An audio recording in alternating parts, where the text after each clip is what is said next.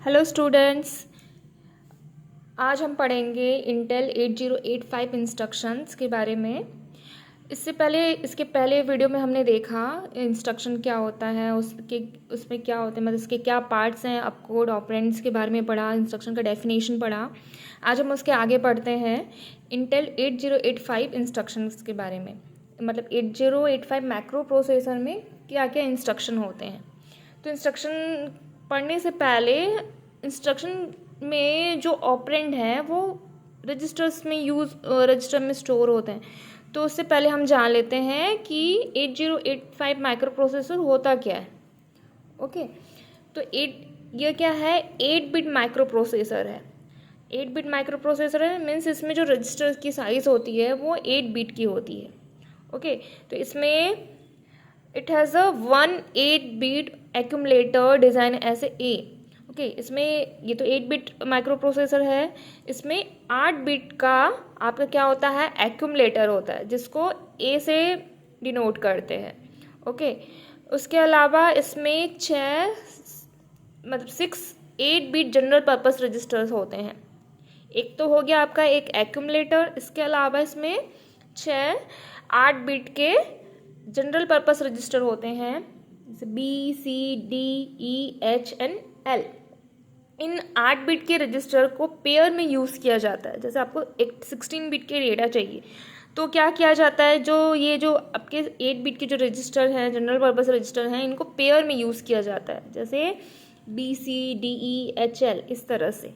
Okay, इसके अलावा इसमें कुछ स्पेशल पर्पस रजिस्टर्स होते हैं 16 बिट के, जैसे 16 बिट का प्रोग्राम काउंटर हो गया, स्टैक पॉइंटर हो गया, इंस्ट्रक्शन रजिस्टर हो गया। हमने इन रजिस्टर के बारे में पहले हमने पढ़ा हुआ है। पहले इसके इंस्ट्रक्शन रजिस्टर्स करके मैंने एक वीडियो बनाया था जिसमें ये सारे वीडियो के बारे में बताया था, आप उसको पढ़ सकते हैं पहले। तो यहाँ पे 8085 माइक्रो प्रोसेसर में स्पेशल रजिस्टर्स होते हैं 16 बिट के, स्टैक पॉइंटर, इंस्ट्रक्शन रजिस्टर और प्रोग्राम काउंटर। इसके पास कोई स्टेटस रजिस्टर नहीं होता। ओके, जो हमने फ्लैग रजिस्टर पढ़ा हुआ था, फ्लैग रजिस्टर नहीं होता। इनके पास क्या होता है, फ्लिप फ्लॉप होता है। 8 फ्लिप फ्लॉप होता है जो आपका फ्लैग रजिस्टर की तरह यूज़ किया जाता है। ओके, हर फ्लिप फ्लॉप में 1 बीट स्टोर होता है। तो यहाँ पे 1 बीट का जो कॉम्बिनेशन है इसको बोला जाता है प्रोग्राम स्टेटस वर्ड कहा जाता है, PSW। ओके, यहाँ पे 5 फ्लिप फ्लॉप में 5 फ्लिप फ्लॉप मतलब फ्लैग रजिस्टर हमने देखा था, स्टेटस फ्लैग। तो 5 यहाँ पे फ्लिप फ्लॉप स्टेटस को इंडिकेट करते हैं, और 3 जो होते हैं आपका, जैसे 8 बीट है, 8 बिट का रजिस्टर है। ओके, तो जिसमें हर एक बीट एक फ्लिप फ्लॉप की तरह यूज़ होएगा। तो जिसमें से 5 फ्लिप फ्लॉप आपके स्टेटस फ्लैग के लिए यूज़ किए जाते हैं, स्टेटस फ्लैग के रूप में यूज़ किए जाते हैं, और जो 3 फ्लिप फ्लॉप है वो यूज़ नहीं होते, वो अनडिफाइंड है। ओके, जो 8 बीट के रजिस्टर हैं, ओके, उसमें से ये क्या होते हैं, हर एक बीट एक फ्लिप फ्लॉप है। ओके, तो इसमें से 5 फ्लिप फ्लॉप आपके स्टेटस फ्लैग के रूप में यूज़ होंगे, और जो 3 फ्लिप फ्लॉप है, जो बचे हुए जो 3 फ्लिप फ्लॉप हैं वो यूज़ नहीं होते। ओके, अनडिफाइंड है। तो इस तरह से हो गया आपके 8085 के रजिस्टर्स। अब यहाँ पे हम नेक्स्ट पढ़ते हैं इसके इंस्ट्रक्शन के बारे में। सम इंस्ट्रक्शन ऑफ 8085 से फर्स्ट इंस्ट्रक्शन है से मूव R1 R2। इंस्ट्रक्शन में लिखा हुआ है कि R2 का कंटेंट R1 में मूव करना है। ये R1 और R2 क्या है, यहाँ पे रजिस्टर दिए हैं इंस्ट्रक्शन में। आपके इस इंस्ट्रक्शन में R1 और R2 क्या है, रजिस्टर हैं। तो यहाँ पे क्या हो रहा है, R2 का कंटेंट R1 रजिस्टर में क्या हो रहा है, मूव हो रहा है। फॉर एग्जाम्पल, अगर हमारे पास इंस्ट्रक्शन है मूव A एंड B, इस तरह से हमारे इंस्ट्रक्शन में दिया हुआ है, जिसका मतलब ये है कि रजिस्टर B के कंटेंट को रजिस्टर A में मूव करना है। ओके, यहाँ पे B की जो वैल्यू है उसको रजिस्टर A में ट्रांसफ़र करना है। ओके, इसका मीनिंग ये होता है मूव R1 R2। इसमें आपका जो ऑपरेंड है वो किस में स्टोर है, रजिस्टर में स्टोर है। नेक्स्ट इंस्ट्रक्शन है मूव RM। M मीन्स आपका होता है memory, M means memory address, M means memory address. यहाँ पे इस इंस्ट्रक्शन में एक मेमोरी एड्रेस दिया रहेगा। उस मेमोरी एड्रेस में जो डेटा है उसको कहाँ पे मूव करना है, रजिस्टर में मूव करना है। आपके इंस्ट्रक्शन में यहाँ पे एक मेमोरी लोकेशन दिया रहेगा, साथ में एक रजिस्टर भी दिया रहेगा। जैसे कि फॉर एग्जांपल मान लो ऐसा लिखा हुआ है मूव AM। तो इस M मीन्स यहाँ पे एक M मीन्स यहाँ पे एक मेमोरी लोकेशन है जिसको HL पेयर, जो आपका रजिस्टर मैंने बताया था HL पेयर 16 बीट का जो रजिस्टर है, पेयर रजिस्टर HL पेयर में यहाँ क्या है आपका M मीन्स यहाँ पे HL पेयर में इस रजिस्टर में क्या है, इसमें आपका मेमोरी लोकेशन स्पेसिफाई है। इस लोकेशन में जो भी वैल्यू है उसको कहाँ पे ट्रांसफ़र करना है, रजिस्टर A में ट्रांसफ़र करना है। A मीन्स आपका यहाँ पे होता है एक्यूमुलेटर। ओके, A मीन्स यहाँ पे क्या है आपका एक्यूमुलेटर। तो इस मेमोरी लोकेशन पे जो भी वैल्यू है, जो भी कंटेंट है, उस कंटेंट को एक्यूमुलेटर में ट्रांसफ़र करना है। ओके, नेक्स्ट इंस्ट्रक्शन है MVI R डेटा। मीन्स आपके इंस्ट्रक्शन में ही डेटा स्पेसिफाई किया गया है, आपके इंस्ट्रक्शन में ही आपका डेटा दिया रहेगा, उस डेटा को इस रजिस्टर में मूव करना है। फॉर एग्जांपल MVI B08 आपका यहाँ पे डेटा है और इस डेटा को रजिस्टर B में मूव करना है, ट्रांसफ़र करना है। इस डेटा को रजिस्टर B में ट्रांसफ़र करना है। ओके, नेक्स्ट इंस्ट्रक्शन है LXI RP data 16 bit. RP means register pair, okay, LXI means load, और डेटा 16 बीट आपका इंस्ट्रक्शन में 16 बीट डेटा दिया रहेगा। जैसे ये वाले इंस्ट्रक्शन में 8 बीट डेटा था, यहाँ पे इस इंस्ट्रक्शन में क्या दिया है, 16 बीट डेटा दिया हुआ। 16 बीट डेटा को इस रजिस्टर पेयर में ट्रांसफ़र करना है। ओके, फॉर एग्जाम्पल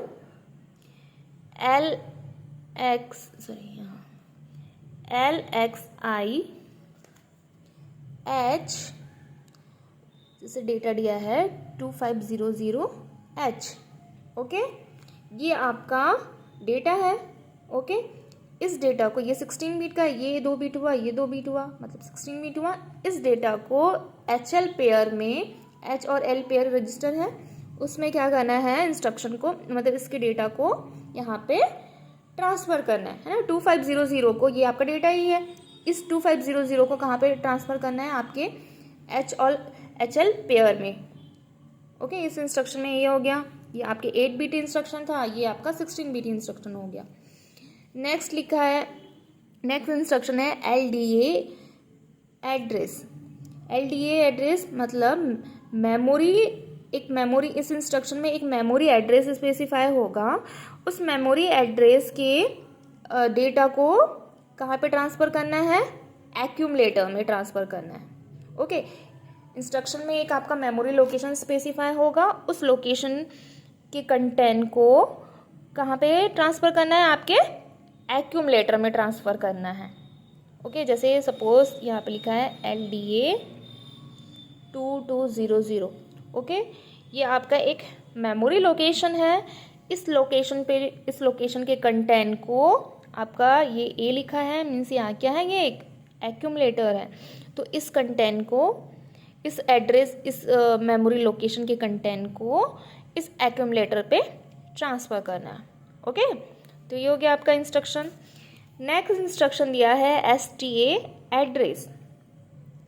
इसका थोड़ा सा इन बाकी इंस्ट्रक्शन से थोड़ा डिफरेंस है। ये यहाँ पे एक्यूमुलेटर में स्टोर डेटा को इस मेमोरी लोकेशन पे ट्रांसफ़र करना है।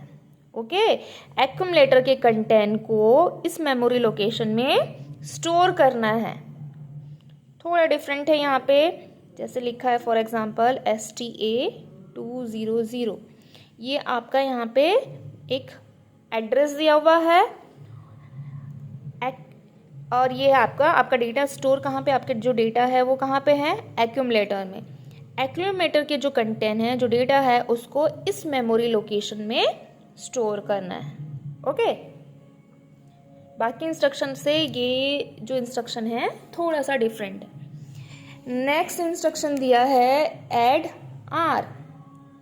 Add R means register R के कंटेंट को एक्यूमुलेटर के कंटेंट के साथ ऐड करना है। ऐड आर मीन्स रजिस्टर में आपकी कोई वैल्यू होगी, यहाँ पे इस इंस्ट्रक्शन में एक रजिस्टर दिया होगा और उस रजिस्टर के जो वैल्यू है उसके कंटेंट को हम कहाँ पे स्टोर करेंगे, सॉरी ऐड करना है यहाँ पे एक्यूमुलेटर में जो डेटा दिया होगा। जैसे कि आपका एक्यूमुलेटर है और ये आपका कोई रजिस्टर स्पेसिफाई है, कोई भी रजिस्टर हो सकता है, BCDE कोई भी रजिस्टर हो सकता है। एक्यूमुलेटर तो हमने यहाँ पे यूज़ कर लिया, उसके अलावा जो भी रजिस्टर है जनरल पर्पस रजिस्टर, वो रजिस्टर होगा यहाँ पे, है ना। तो इसके वैल्यू को इस एक्यूमुलेटर के वैल्यू के साथ क्या करना है, ऐड करना है। और ऐड होने के बाद जो आपका रिजल्ट आएगा वो रिजल्ट को कहाँ पे स्टोर करना है, एक्यूमुलेटर में स्टोर करना है। ओके, पहले तो इसमें एक कंटेंट रहेगा, एक वैल्यू रहेगा, वो वैल्यू के साथ रजिस्टर का वैल्यू क्या हो जाएगा, सम हो जाएगा।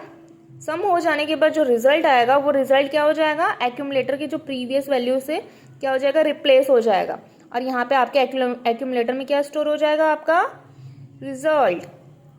ओके, तो हमने एक्यूमुलेटर पढ़ा था जिसमें एक्यूमुलेटर का यूज़ मल्टीपर्पज़ यूज़, हर तरह के वर्क के लिए यूज़ किया जाता है। आपका चाहे डेटा हो, मेमोरी लोकेशन हो, या इंटरमीडिएट रिजल्ट हो, नॉर्मल रिजल्ट हो, तो किसी भी काम के लिए हम एक्यूमुलेटर का यूज़ कर सकते हैं, है ना। तो यहाँ पे जैसे इस रजिस्टर में, इस एक्यूमुलेटर में क्या था, पहले आपका कोई वैल्यू था, अब उसके बाद उसकी जगह पे क्या स्टोर हो गया, आपका रिजल्ट स्टोर हो गया। ओके, नेक्स्ट, जैसे इस इंस्ट्रक्शन में रजिस्टर का उपयोग हुआ था, वैसे ही नेक्स्ट इंस्ट्रक्शन में क्या यूज़ कर रहे हैं हम, एक मेमोरी लोकेशन का। ओके, इस इंस्ट्रक्शन में क्या किया जाएगा, एक मेमोरी लोकेशन दिया रहेगा, उस लोकेशन की वैल्यू को कहाँ पे, उस लोकेशन की वैल्यू को एक्यूमुलेटर की वैल्यू के साथ क्या करना है, ऐड करना है।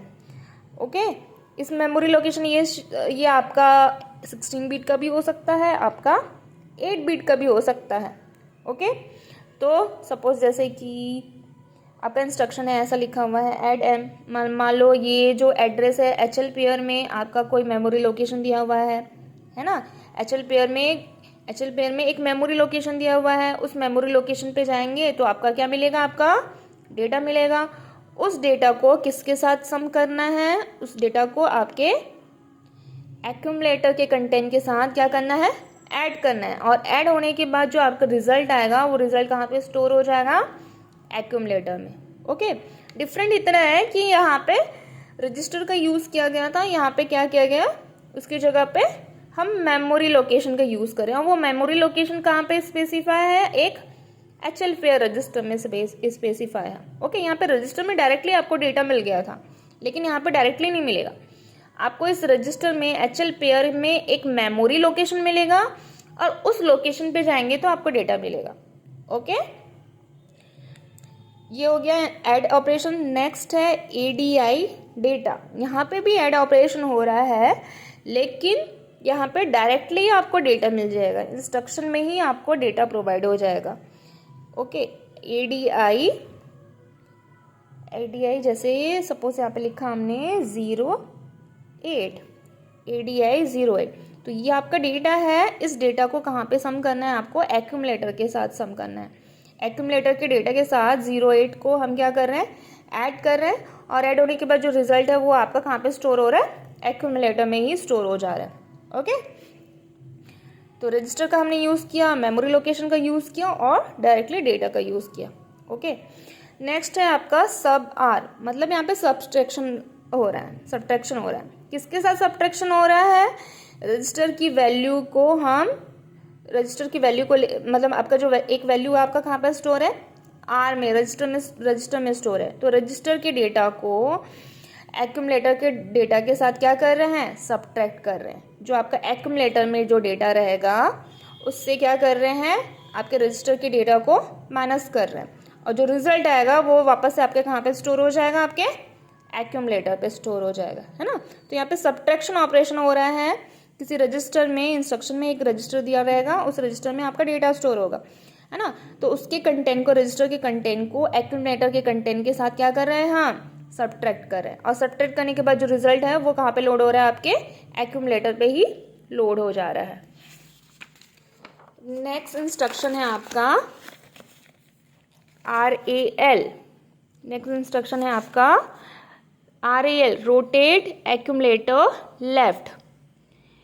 Rotate accumulator left. यहाँ पे क्या किया जाता है RAL इंस्ट्रक्शन में, यहाँ पे एक्यूमुलेटर का जो कंटेंट है उसको 1 बिट लेफ्ट साइड रोटेट किया जाता है। इसके साथ यहाँ पे एक्यूमुलेटर के साथ एक कैरी फ्लैग का यूज़ किया जाता है। ओके, जैसे आपका जो भी डेटा है, सपोज ये आपका डेटा है, ओके, इसको 1 बिट क्या किया जाएगा, मूव किया जाएगा, और वो मूव होके वो 1 बिट जो मूव हो रहा है वो कहाँ पे स्टोर हो जा रहा है, आपका कैरी फ्लैग में। और ये आपका एक्यूमुलेटर, ये आपका एक्यूमुलेटर का डेटा 1 बिट मूव हो रहा है, और वो जो मूव हुआ 1 बिट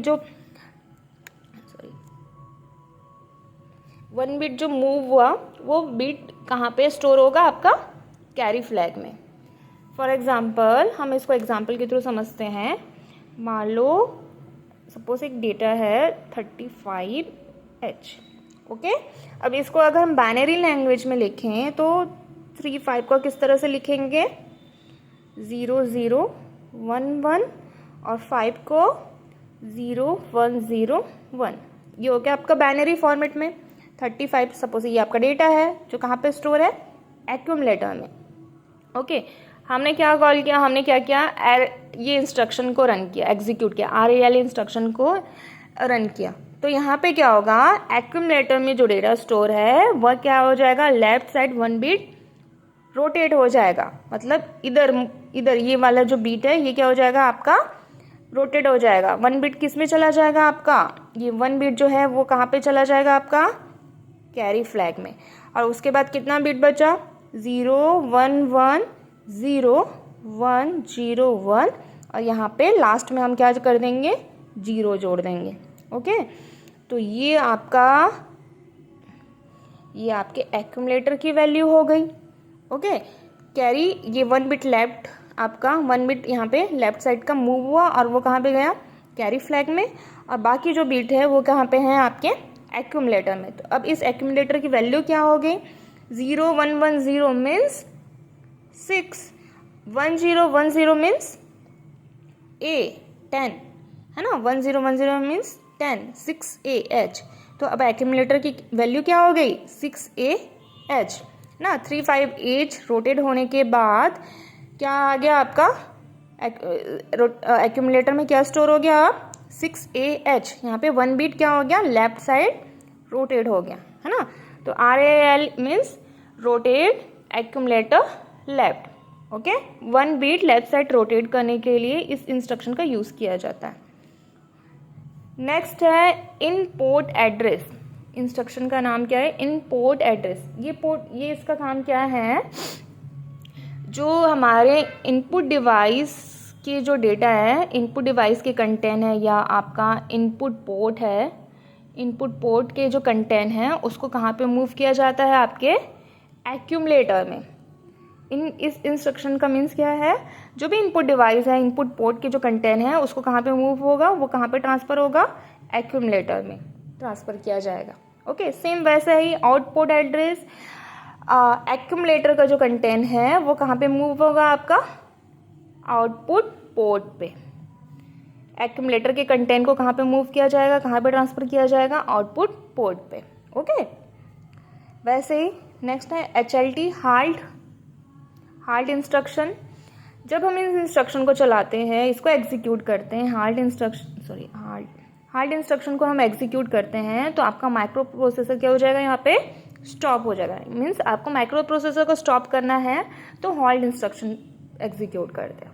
ओके, तो ये हो गया आपके इंस्ट्रक्शन 8085 माइक्रो प्रोसेसर के। क्या क्या हमने देखा यहाँ पे, रजिस्टर के थ्रू, रजिस्टर, मेमोरी लोकेशन या आपके डेटा, इमीडिएट डेटा के थ्रू हमने डिफरेंट इंस्ट्रक्शन देखे।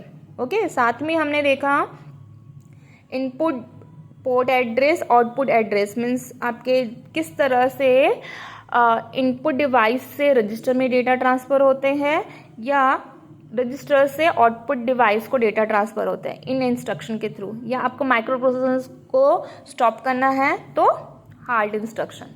ओके, तो ये हो गया आपके पूरे 8085 माइक्रो प्रोसेसर के इंस्ट्रक्शन। Okay, thank you.